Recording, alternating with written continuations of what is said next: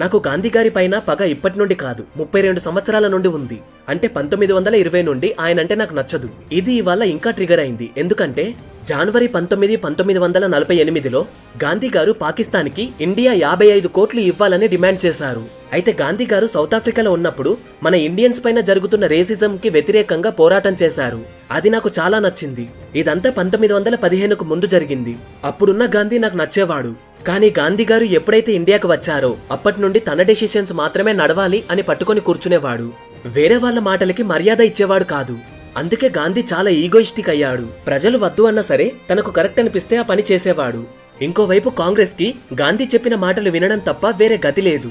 గాంధీ గారు ఏం moment start చేసినా సరే, non cooperation moment, quit India moment, ఇలా ఏం స్టార్ట్ చేసినా సరే ఇవన్నీ ఎప్పుడు మొదలు పెట్టాలి, ఎప్పుడు ఆపాలి అనేది తన కంట్రోల్లోనే ఉండేది.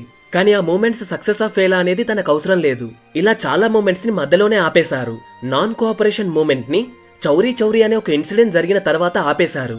ఆయనే ఒక కోర్టు, అందులో ఆయనే జడ్జ్, ఆయనే లాయర్ కూడా. 1948లో గాంధీ గారు పాకిస్తాన్కి 55 కోట్లు ఇవ్వాలని డిమాండ్ చేశారు.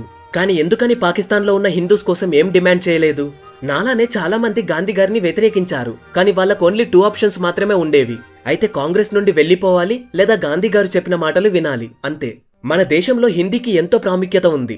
అయితే గాంధీ గారు హిందీని ప్రమోట్ చేయకుండా హిందుస్థానీ అనే భాషను ప్రమోట్ చేసేవాడు.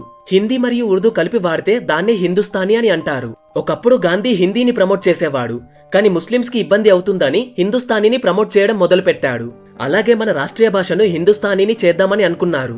కానీ ఎవరు దీనికి సపోర్ట్ చేయకపోవడం వల్ల చేయకుండా ఆపేశారు. మన దేశంలో చాలా మందికి ఇప్పటి వరకు హిందుస్థానీ అనే ఒక లాంగ్వేజ్ ఉంది అని తెలీదు.